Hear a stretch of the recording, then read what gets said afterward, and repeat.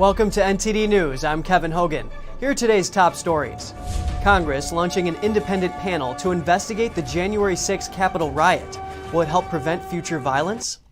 House Republicans concerned about the National Guard in Washington for months to come. They say they haven't been told why, and it's costing taxpayers hundreds of millions of dollars. Steve Bannon makes predictions about Trump's future plans. The former White House strategist getting cheers from Republicans. Parler's interim CEO comments on the social media platform's Relaunch. He says the company is now totally independent of big tech censorship and is all about civil discourse. And a rocket attack leaves 1 dead and 5 others injured. It struck a U.S.-led military base in northern Iraq.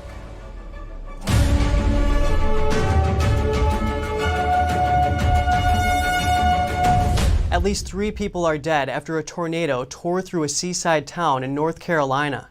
Meanwhile, millions of people in Texas remained in the dark early Tuesday amid sub-freezing temperatures. The tornado also left at least 10 people injured after it hit, just after midnight in southeastern Brunswick County. The tornado destroyed homes, downed power lines that left thousands without electricity, and snapped trees in half. Brunswick County Sheriff said searches for missing people were underway and will increase. He asked people to avoid the area while crews work to clear the streets and search for victims. Meanwhile, nearly 4 million homes and businesses were without power early Tuesday in Texas, where temperatures dropped into the single digits overnight. Remember the commission that investigated the 9/11 terrorist attacks? House Speaker Nancy Pelosi says Congress will establish something similar to look into the January 6th Capitol breach. Nancy Pelosi says they're setting up an independent body to investigate the January 6th Capitol riot. It comes after General Russell Honore suggested in his review that a full commission is needed. On Monday, she said, "We must get to the truth of how this happened, to protect our security, our security, our security. Our next step will be to establish an outside, independent 9/11-type commission to investigate and report on the facts and causes of the riot." Democrat Senator Chris Coons agrees. On Sunday, he said, "There's still more evidence that the American people need and deserve to hear, and a 9/11 commission is a way to make sure that we secure the Capitol going forward." Republicans have also endorsed the idea of an independent investigation. Pelosi said the House will boost security at the Capitol to make sure the building and members are safe. But not all lawmakers agree about what happened that day. Republican Senator Ron Johnson told radio show 1130 WISN that, although he condemns the violence, he takes issue with Democrats calling it an armed insurrection. He said, "When you hear the word armed, don't you think of firearms? Here's the questions I would have liked to ask. How many firearms were confiscated? How many shots were fired? I'm only aware of one, and I'll defend that law enforcement officer for taking that shot." He added, "If that was a planned armed insurrection, man, you had really a bunch of idiots." He blamed groups of agitators for the violence, not the tens of thousands of Trump supporters who were there. And Republican Mike Johnson agrees. He told Breitbart News Sunday that Democrats use the impeachment to make Trump supporters look like criminals. He said they wanted to equate all those tens of millions of Trump's voters and all of his supporters and everybody who came to the rally. They wanted to equate all of those people with the couple hundred criminals who came in and ransacked the Capitol. He says impeachment is now a political weapon for the majority party to use against presidents they don't like, and we might see it more and more in the future. House Republicans are questioning why the National Guard needs to be deployed at the Capitol until possibly this fall. A Michigan congresswoman asked Speaker Pelosi to explain the reasoning. Here are the details. Michigan Congresswoman Lisa McClain and other House Republicans are asking Democrat Speaker Nancy Pelosi why the National Guard needs to remain in Washington until possibly the fall. McClain told Fox News that the only briefings she and her colleagues have had on this issue were through the media, saying the troops may be here to stay until the fall. McClain said she asked Pelosi for a briefing as to why they need the troops here for so long, but she says they've received no information. The National Guard presence comes with a hefty price tag. Just to keep them there through mid-March will cost taxpayers around $500 million. McClain said, "It's amazing to me that she can do this without any disclosure, without any information, and just continue to spend money with no briefing. It doesn't make sense to me." Officials deployed tens of thousands of troops to Washington to assist with security following the Capitol breach. McClain sits on the House Armed Services Committee. She wants to know why the troops are staying so long, saying, quote, "Just tell me why. I feel like there's a boogeyman under my bed." About 5,000 troops are expected to remain until March 15th, but apparently Pelosi has extended their deployment. Does Trump's second impeachment trial change the stakes for impeachment? Longtime Senator Lindsey Graham thinks so. The senator's warning that Vice President Kamala Harris could be put in the hot seat for her apparent endorsement of Black Lives Matter riots. NTD's Melina Wisecup has more on that. Senator Graham has reportedly said that Trump's second impeachment trial opened Pandora's box, calling the trial an affront to rule of law and a joke based on hearsay. Still, 57 senators voted that Trump should be convicted on a single charge of incitement of insurrection. 43 voted to ultimately acquit. Graham now warns that if this is the new standard for impeachment, Vice President Kamala Harris could face a trial herself. Well, I don't know how Kamala Harris doesn't get impeached if the Republicans take over the House, because she actually bailed out rioters. Graham refers to the vice president's support for the Minnesota Freedom Fund. The fund was used to bail out some violent actors. Fox News reported that included one suspect who shot at police, a twice-convicted sex offender, and a woman accused of killing someone. And over the summer on The Late Show, Harris once endorsed the idea of unrest in the streets, telling Americans to beware. Beware.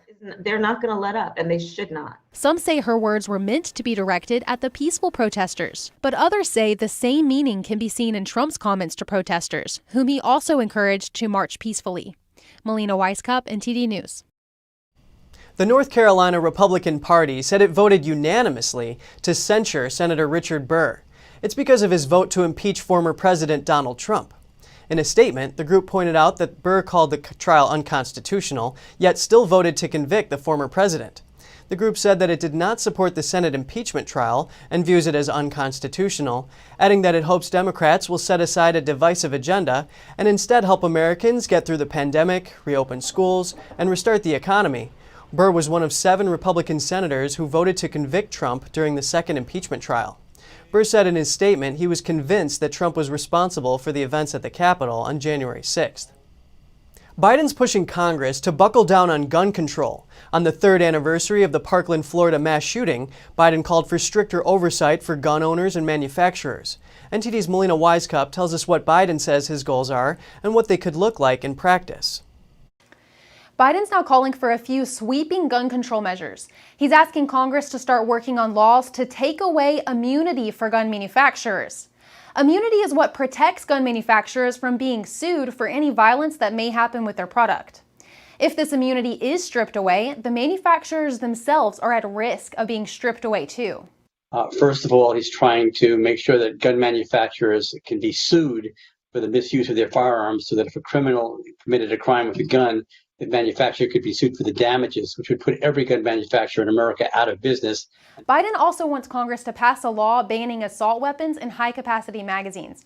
This, of course, is an attempt to prevent violent crime, but cities that have implemented stricter gun control laws are cities that continue to see high crime rates, like New York, Chicago, and Los Angeles. Another law Biden's advocating for would require background checks on all gun buyers. The vice president of the Second Amendment Foundation says it could be a step toward a government-held list of gun owners. In places like the 1930s in Germany, those were used to confiscate civilians' weapons and impose a total ban on guns. But it happens in any totalitarian type country, and as more totalitarian leaders pop up pushing socialism and other government schemes of controlling the populace, one of their means to make sure they can implement their philosophy is to ban firearms. And Congress already has some legislation that goes even further than Biden's proposals. Representative Sheila Jackson Lee from Texas wrote legislation that would require gun owners to pay at least $800 a month for an insurance policy. The legislation also requires people to go through a government psychological evaluation before permission to buy a gun. Gottlieb says lately they've seen skyrocketing support for their grassroots efforts to protect the Second Amendment. Gun owners are responding. They're now realizing that their rights really are under attack and under threat.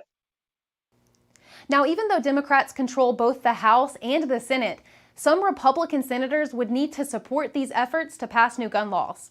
Melina Wisecup, NTD News. Social media site Parler is getting back online.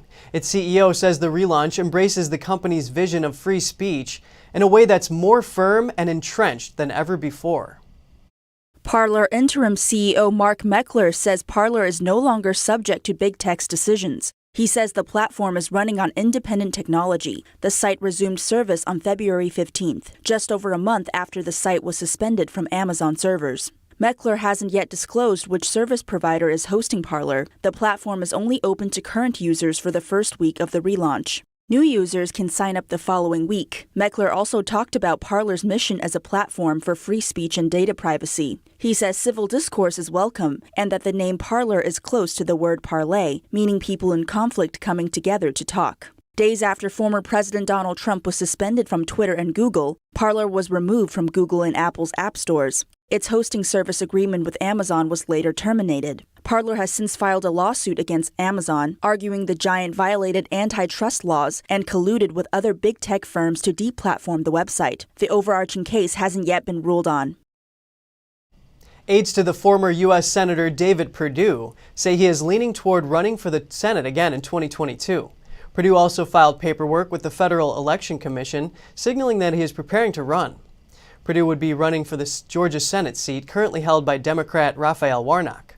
Perdue consistently supported former President Trump's agenda from the Senate. Perdue and former Republican Kelly Loeffler narrowly lost runoff elections earlier this year, flipping the Senate to the Democrats. Warnock's seat will be contested after serving only 2 years because he is finishing the term of a retired senator. Steve Bannon has some unexpected plans for what he thinks Trump could do next. The former Trump campaign strategist and advisor shares his ideas with a group of Boston Republicans. Bannon announced that he thinks Trump should run for House Speaker in 2022. Then he told the cheering crowd that Trump should impeach Biden for stealing the election before running for president in 2024. Bannon gave his remarks to Boston War 20 Republicans at their second annual Lincoln Day breakfast. This comes as some prominent Republicans want to steer the party away from Trumpism. House Representative Adam Kinzinger is raising funds to go after vocal Trump supporters in upcoming primaries. Lindsey Graham recently told Fox the Trump movement is alive and well. Bannon says the Trump-led MAGA message will grow within the Republican Party. He believes Democrats will start to come on board when they realize how radical their party has become. He predicts Republicans will take dozens of seats in the 2022 midterm elections. Trump himself says he will be back in some form. A rocket attack struck a U.S.-led military base in the Kurdish region of northern Iraq on Monday. It killed a civilian contractor and wounded 5 other people. Iran-backed forces claim responsibility. A rocket attack on a U.S.-led military base in Erbil, Iraq, left a civilian contractor dead on Monday. The blast wounded 5 others, including an American service member. That's according to initial reports from the U.S. coalition in the country. A Shia militia group with alleged ties to Iran has claimed responsibility for the bombing without providing evidence, saying it targeted American occupation in Iraq. It was the deadliest attack on U.S.-led forces there in almost a year, where tensions have escalated between U.S.-aligned Iraqi and Kurdish forces and Iran-aligned militias. Erbil is the regional capital in Iraq's northern Kurdish area. Kurdish security forces said at least 3 rockets hit near the international airport there. Adjacent to the airport is a U.S.-occupied military base, where Reuters reporters heard loud explosions and saw a fire erupt. U.S. Secretary of State Antony Blinken said on Monday the United States was outraged by the attack. In a statement, he said he had reached out to Kurdistan's leadership to, quote, discuss the incident and to pledge our support for all efforts to investigate and hold accountable those responsible. The last deadly attack to target the coalition killed 1 British and 2 American personnel in March last year. And just ahead, the host of The Bachelor steps down over a controversial interview discussing race. We look at cancel culture and its ties to communism. And in California, Bay Area residents call for peace in light of the recent surge in attacks on the elderly. A new patrol group is formed to support them. More on that after the break.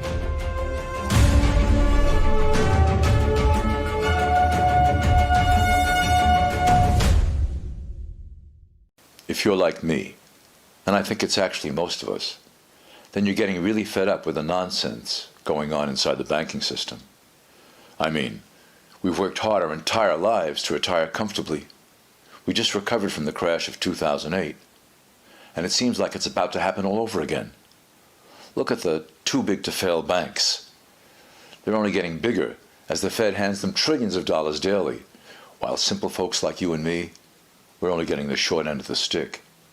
That's why I'm glad I found this book called The Bank Failure Survival Guide. Give us a call, and we'll send you a free copy with no obligations whatsoever. Just one American to another, telling you about some options that you might not have considered. Call 866-239-2619 today for your free copy of the Bank Failure Survival Guide. That's 866-239-2619.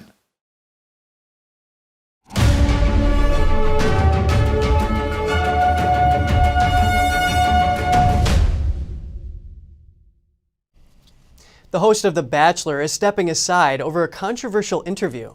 In his apology, he says his comments about a contestant defended racism. NTD's Christina Kim has the story. The Bachelor host Chris Harrison is facing backlash for defending contestant Rachel Kirkconnell. A photo of Kirkconnell allegedly shows her attending an Old South antebellum party with her sorority in 2018. We all need to have a little grace, a little understanding, a little compassion. I haven't heard Rachel speak on this yet. And until I actually hear this woman have a chance to speak, who am I to say any of this? Kirkconnell is also under fire for dressing up in Native American attire, posting pro-police content, and having Republican parents. Harrison is currently in the middle of co-hosting the 25th season of The Bachelor, but he's now stepping aside for a period of time. Harrison later says by excusing historical racism, he defended it. He adds it was unacceptable to have used the term woke police and promises commitment to anti-racism. Kirkconnell also apologized last week. The Epoch Times senior investigative reporter Joshua Phillips says totalitarian regimes use cancel culture to justify more government control. This is one of the most common traits of totalitarian regimes, and people supporting these totalitarian regimes, I think, blindly get pulled into this because they're convinced of this warped form of justice. He explains why communist regimes harness hatred to push their agendas. It was the idea that conflict leads forward. And by creating conflict, by sharpening antagonisms, by turning people against each other, by making people hate each other. In fact, some people around Marx even said this. They said we need to awaken the devil in people.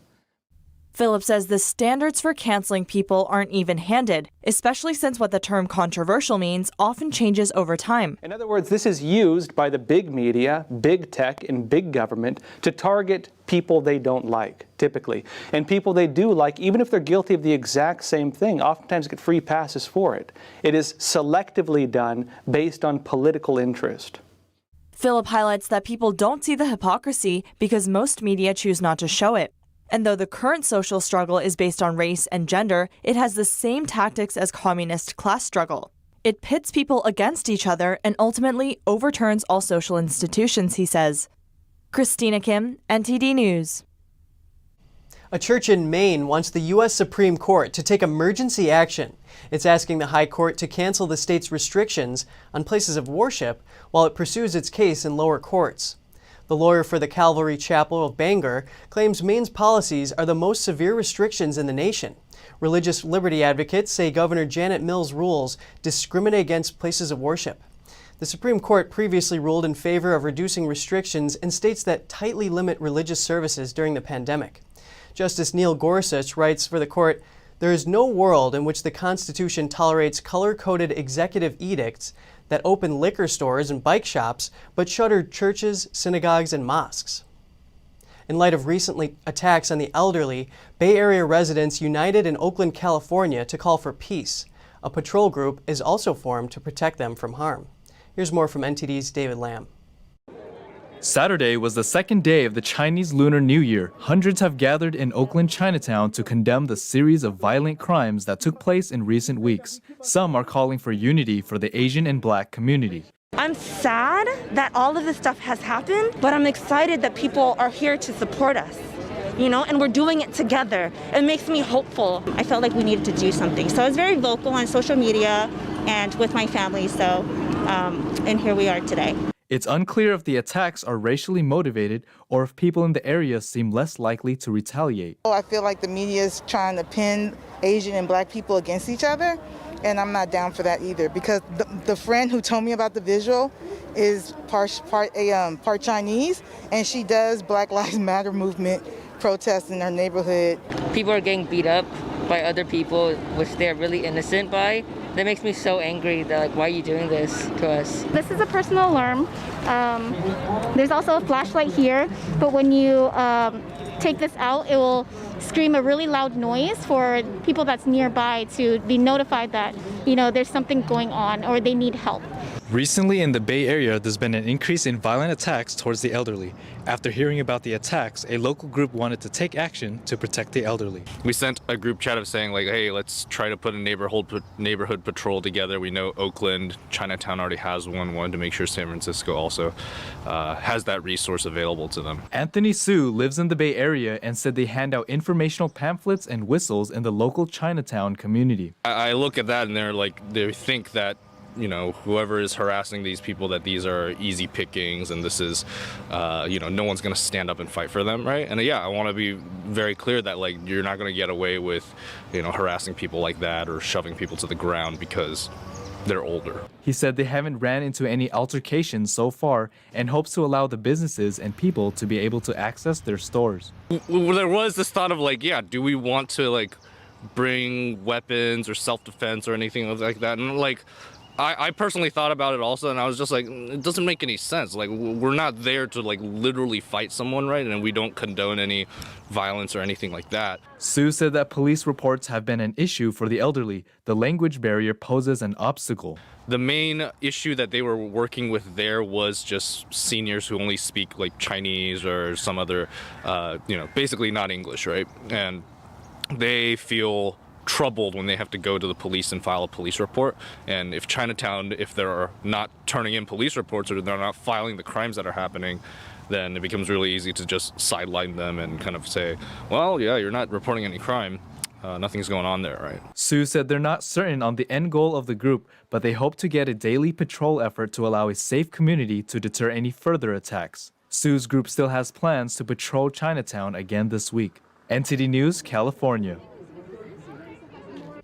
And coming up, a China policy advisor to Mike Pompeo talks about how the Trump administration permanently changed the United States' outlook on Beijing. And in Wuhan, flowers commemorating the dead are selling out. The boom is raising questions about China's real CCP virus death toll, but one local TV station is putting a different spin on the story. Find out more after the break.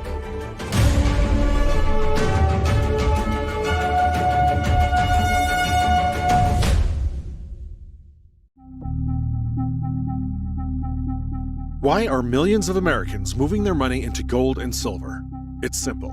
The world has never been more unpredictable. The biggest economic crisis we've faced since 2008, and a government that's about to print trillions and trillions of dollars. That's why so many Americans are turning to gold and silver to protect their nest egg. American Hartford Gold is a trusted name to help families to safeguard their wealth.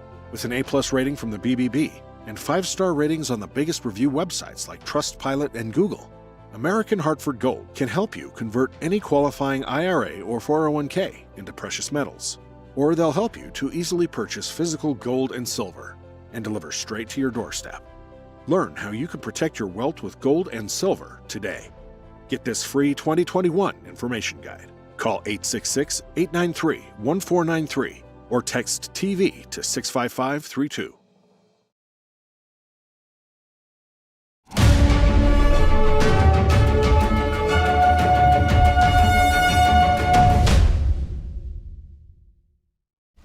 We're expecting to see the rollback of many Trump-era policies under the current administration. But a former advisor to Mike Pompeo says the Trump administration permanently transformed China policy. Here's NTD's Allison Lee with more on that. Miles Yu tells American thought leaders that the Trump administration transformed the way Americans look at China. I think we have laid the foundation of a renewed understanding of the Chinese Communist Party's intent, capabilities, and opportunities. We have won the argument. I don't think anybody can look at China in 2021 the same way we looked at China in 2012, 2015, for example. Yu says there are two sets of understandings about China here in the West, and the Chinese Communist Party, or CCP, wants us to embrace one of the two. Yu believes we need to look at both, and that's what the Trump administration did. On the one hand, China is a great wall. China is a country of history. China is a country of incredible people, and pandas, and the great cuisine. That cultural aspect is very important. And that's what the Chinese Communist Party wants the world to know about. China is, on the other hand, also a Marxist-Leninist entity, ruled by a Marxist-Leninist political entity. Yu grew up in communist China and came to the United States in 1985. He says the Trump administration transformed our understanding of China by differentiating between the Chinese people and the CCP. China, Chinese people, Chinese Communist Party were without distinction before. Until the Trump administration, we made that very clear. And I think there is a very interesting dichotomy here.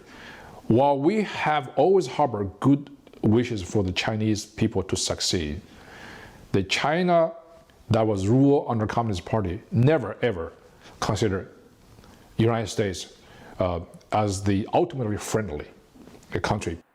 Moving forward, Yu says he believes China policy will be one of the areas with a greater extent of policy continuity. He hopes the Biden administration does not go back to the approach of engagement for engagement's sake.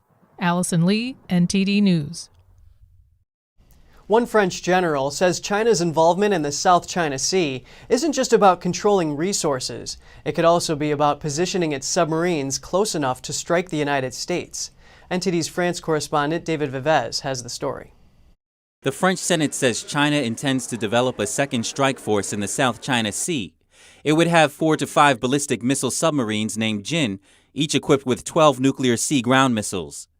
France recently sent 2 ships to patrol the area, including an attack submarine, to claim legitimacy of international sea rules and prove that it can help U.S. and Australian allies if needed. We talked to French General Daniel Schaeffer. He operated in the West China Sea for many years. This is a deterrent force. The ballistic missile submarines are not programmed for direct attack, but as a way to respond in case the U.S. or any other country attacks China with nuclear weapons. But he says China faces a major issue for this retaliatory force.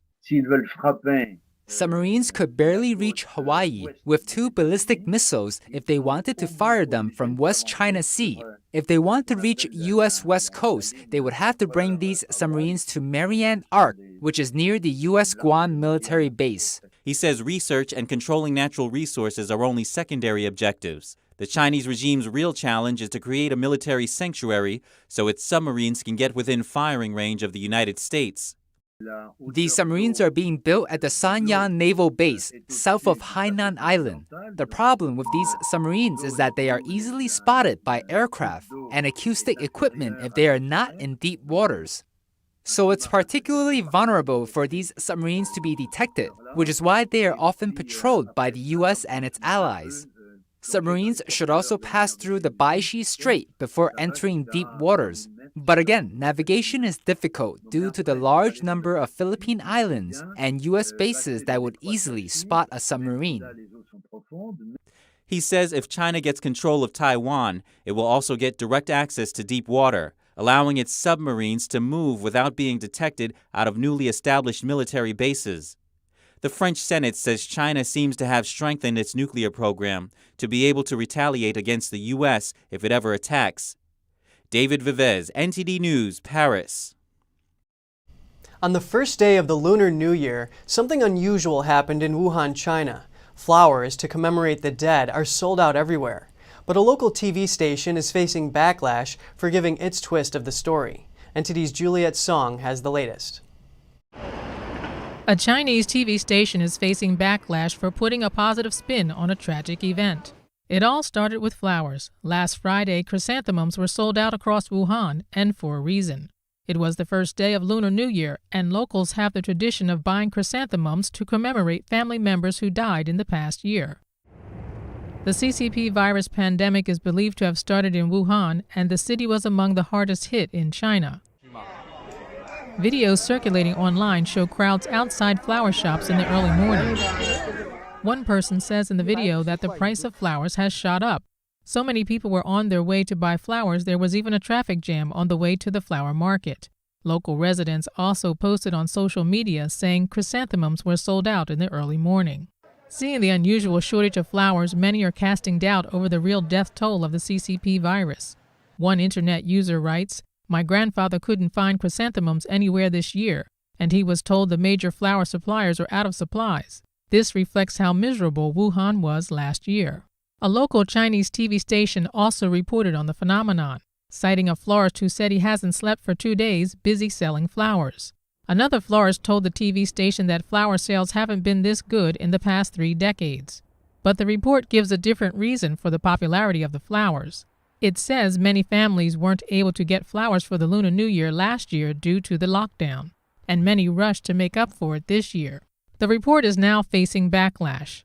A Chinese internet user writes, "Chrysanthemums commemorating dead family members are sold out. From this, you can see how many lives were lost in the CCP virus. How tragic. Does this TV station still have humanity?" The TV station took down the report on social media following the backlash. Juliet Song, NTD News. Dozens of Chinese cities suffered under poor air quality and thick smog amid celebrations for the Lunar New Year holiday. Data shows the amounts of a certain air pollutant shot up to 20 times higher than the safe standard. NTD's Grace Wong has more. Beijing kicked off Lunar New Year celebrations shrouded in smog on Saturday. According to Chinese state media outlet Xinhua, levels of air pollutant PM 2.5 skyrocketed in the city, reaching nearly 240 micrograms per cubic meter.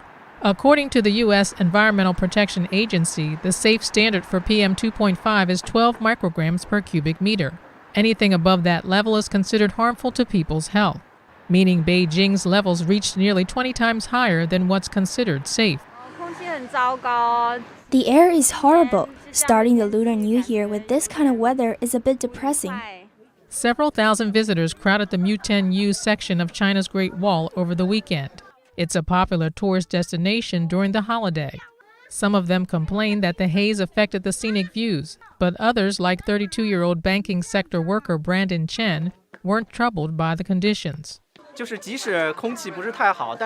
Even though the air isn't great, for Chinese people, walking up to a high point in the new year carries a lot of importance. Doing so will mean things will get better and better for you in your life, and you'll become more prosperous with each passing day. Chinese media reported more than 80 cities across China suffered heavy air pollution during the holidays. They blamed the conditions on firecrackers being set off across the region, coupled with poor weather. But a number of Beijing residents say they disagree. Some of them pointed out online that they didn't notice any more firecrackers this year than in previous celebrations. Reporting by Grace Wong, NTD News. And coming up, Maryland becomes the first state to tax big tech ad revenue. It could bring in $250 million to the state each year. Get the details and more when we come back.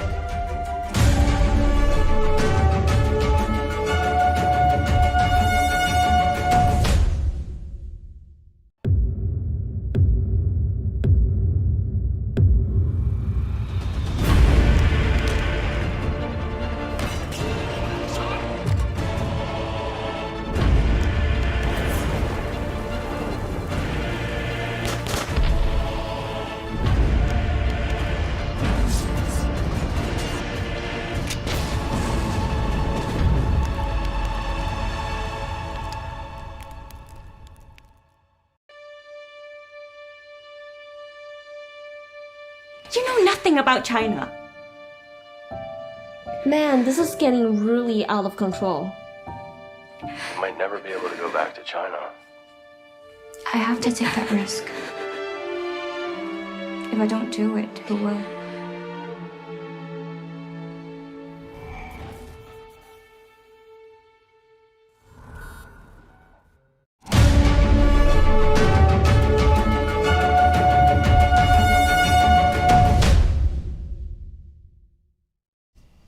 Google and Facebook won't be happy to learn that Maryland is the first state in the nation to tax online ads.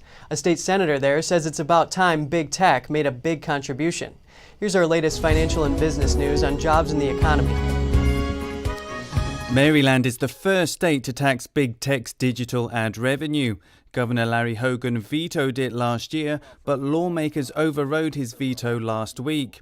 Democrat State Senate President Bill Ferguson, who spearheaded the legislation, said Amazon, Facebook and Google have seen profits drastically increase while the Main Street businesses have struggled, and big tech should start contributing. The new law will tax companies that make over $100 million a year globally on digital ads. Higher ad revenue will be taxed at higher rates. Proceeds are supposed to go to an education fund for public schools in the state. One analysis predicts it will raise $250 million in revenue each year. The tax reportedly won't apply to media companies or businesses that buy digital ads, but some critics say the tax will raise ad prices. Various groups are expected to challenge the new law, including tech firms and a coalition of small and medium-sized businesses. Patrick Hayden, NTD News. Do you ever second-guess videos that come across your social media feed? Deepfakes are becoming more common, but we might also be one step closer to combating them. NTD's Steve Gigliotti has more. Merriest of Merry Christmases. Deepfakes like these are not only the source of humor in our social media feeds, but are a real threat taken seriously by lawmakers for the potential spread of misinformation to the public. For example, someone could edit and distort videos of people to say things they would never actually say. I really think Ohio State has a chance this year. See, I would never say that. Unfortunately, there's not a lot of places that people even trust anymore, and I think we're in a really dangerous place. Two researchers from the University of California, San Diego, through their research on exposing inadequacies in current deepfake detection software, are bringing us one step closer to building the tools to determine reality from fiction. While there has been a lot of traction in developing these detection methods, what happens is that these methods train on an existing dataset of fake and real videos. The team also suggested that in addition to more advanced software detection, the manufacturers of equipment like cell phones and cameras build in hardware that can serve as a digital footprint in order to detect and combat deepfakes. It's important to take a step back and actually think like an attacker and see, well, how can it be bypassed? Just like antivirus software, anti-deepfake software may be a trend in the future to help us combat fake videos like this one here. Steve Gigliotti, NTD News.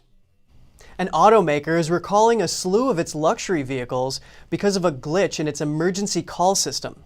The recall focuses on nearly 1.3 million Mercedes-Benz vehicles, including more than a dozen models made between 2016 and 2021. Mercedes says its eCall emergency system is to blame.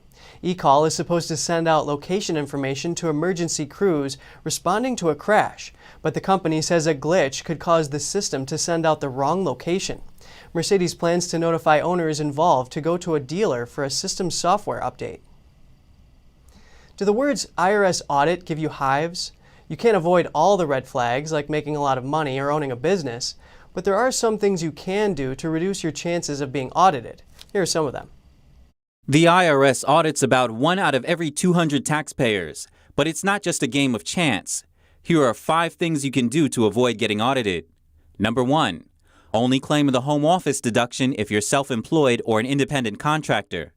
That means most of us working from home right now won't qualify. And if you do, you'll have to figure out what percentage of your home you use for work. If the number looks suspicious, the IRS could flag you. Number 2, only withdraw from your retirement account early if you qualify for an exemption. If you withdraw early, you'll have to pay a 10% penalty unless you qualify for an exemption, like using the money to buy your first home. And don't try to fool the IRS. They're on the lookout for people who don't qualify for those exemptions. Number 3, report your foreign bank account. If you're stashing money outside the U.S., the IRS will eventually find out. It's better to just report it before they come knocking. If you don't, it could lead to major penalties, and make sure to file the report by the deadline. Number 4, report your healthcare tax credit correctly. If you buy insurance through a marketplace like healthcare.gov, you could get a nice tax credit. You can choose to put it toward your health insurance just to lower your monthly payment. Just make sure not to forget to report the subsidy. And don't claim it if you're above the threshold. That could be a red flag for the IRS. And number 5, file your taxes. You might be tempted to not even bother, but last year a tax watchdog highlighted just how much the IRS leaves on the table by not going after non-filers. That means the IRS could take it more seriously this year, even if you're not a high earner. A Swiss chocolate retailer announces plans to take over some Godiva stores in the U.S. That's after Godiva said last month it was closing all of its nearly 130 stores in North America. Lauterock produces premium chocolate in Switzerland and currently has 4 stores in the Northeast.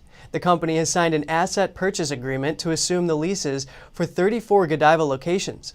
The companies are not disclosing any other details about their agreement. Godiva lovers will still be able to order online or through a retailer that stocks the chocolate in their stores. Travelers can also find it in Europe, the Middle East, and China. And still to come, the London Zoo struggles to survive amid lockdown closures. The zoo can't furlough the animals, nor the staff that care for them, so it's in a tricky situation. And a sculpture in Russia uses an interesting medium. The artist has been building models of vehicles and famous architecture out of pasta since 2006. Stay tuned to find out more.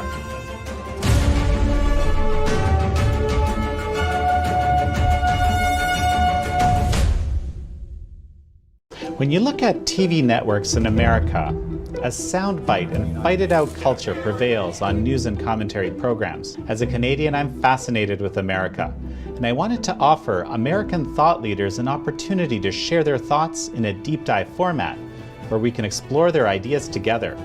And so American Thought Leaders was born. The world's most brilliant thinkers believed that open discourse was the key to greatness. However, all around the world, we see that discourse is being stifled and political agendas have subverted media. The Epoch Times launched its Global Thought Leaders program to bring back this great tradition of free thought. As the host of American Thought Leaders, every week I interview some of the most intriguing minds on the most pressing issues of our time. Be sure to check out our new episodes every week.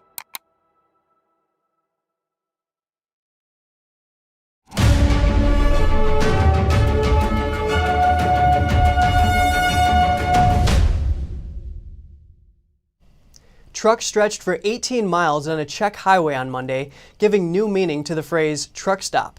They're waiting to cross the border into Germany, but German authorities are restricting them.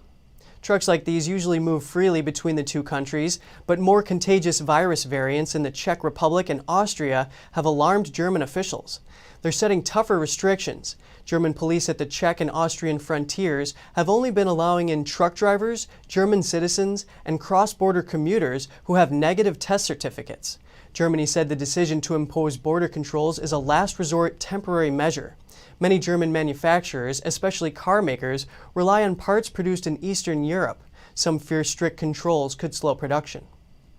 Greece is hit with the heaviest snowfall in 12 years. The cold front triggered power cuts, disrupted transportation, and trapped people in their homes on Monday. Temperatures dropped starting Saturday, dipping to -4 degrees Fahrenheit in northern Greece and causing rare snowfall in Athens. This after a period of unseasonably warm weather. In the town of Kapandridi, about 18 miles north of the capital, snow buried neighborhoods and cars. Drone views show forests and hillsides blanketed in a sea of white. I haven't seen this in 10 or 12 years. It's a lot of snow. Here it has reached about 20 inches, and further up it reached about 3 feet. Power cuts were reported across mainland Greece and on islands off its eastern coast, with strong winds toppling trees onto power lines. The fire brigade said at least 6 people had to be rescued from the snow since Sunday. Authorities briefly closed off sections of highways as graders moved in. They also appealed to the public to avoid non-essential travel. The cold front is forecast to persist until Wednesday. The London Zoo is one of the world's oldest zoos and animal research centers, but it's also losing around $1.4 million a month while closed to the public. Staff say they're worried about its chances of survival. London Zoo is normally one of the biggest tourist attractions in the UK's capital. It's one of the world's oldest zoos and research centres. It has thousands of animals. Charles Darwin has even walked its grounds. But by remaining closed, it's losing around £1 million or $1.4 million a month, and its very existence may now be in peril. Zookeepers, including team leader Kate Sanders, say they're becoming increasingly anxious. I'm concerned that the zoo might not survive. You know, like we are losing so much money. So just feed these animals, it costs nearly £1 million a month. And without any visitors coming in, we're not getting any revenue, or very little. You know, some people are being very generous and we're getting lots of donations and things like that, but it's not the same as having actual visitors here to support the zoo. And I'm worried. Lockdowns meant the zoo was closed for 18 weeks in 2020, wiping out ticket sales. The current enforced closure will blow a $2.5 million hole in its budget, on top of the $20.8 million lost last year. Catherine England is its Chief Operating Officer. We can't furlough animals, and you can't furlough all of the staff that look after the animals either. So really, in terms of what we can take advantage of, there is very little. The number of staff we can actually furlough and not have working is only a handful. So it costs us a lot of money, but at the same time, you know, we're willing to do that. We have to do that for the sake of the animals that come first. So for now, the monkeys' pranks continue to go unobserved. Penguins remain friendless, and the future remains uncertain. A sculptor in Russia takes his art to a new level with the help of a new medium, uncooked pasta. His latest works include models of vehicles, animals, and even a recreation of Leonardo da Vinci's The Last Supper. Sergei Pakhomov is an entrepreneur from Perm. He runs his own advertising business, but for more than 15 years, he's been creating unique art on the side. His pasta model hobby started as an offshoot from his day job. As a result of a little brain work, I came up with the idea to make some vehicle models out of their products. Cars, trucks, planes, helicopters. Everybody liked the idea and were about to prove it, but the owners closed down the factory. In the beginning, his passion was vehicles. He constructed movable parts so doors would open and wheels would turn. Pakhomov became so famous that a publisher approached him with a suggestion to write a book. It explains how to make specific pasta models in detail, but Pakhomov says ideas are most important.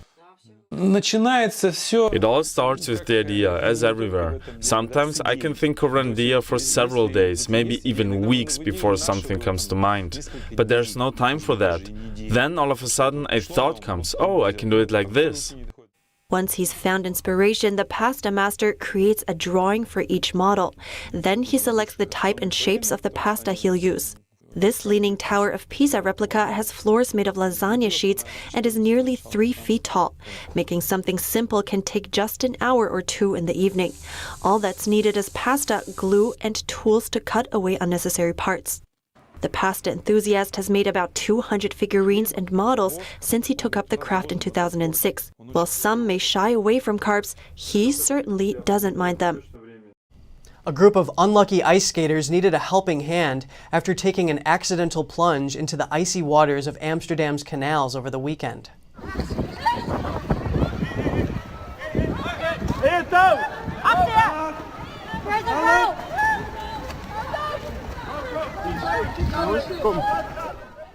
Onlookers used hockey sticks and ropes to help pull a number of people out of the freezing canal after the sheet of ice they had been skating on cracked and broke.